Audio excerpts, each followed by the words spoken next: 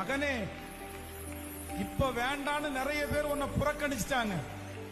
இப்ப நீ வேண்டான்னு நிறைய பேர் சொல்றாங்க. சொந்தக்காரங்க வேண்டான்னு சொல்றாங்க, சுற்றி இருக்கிறவங்க வேண்டான்னு சொல்றாங்க.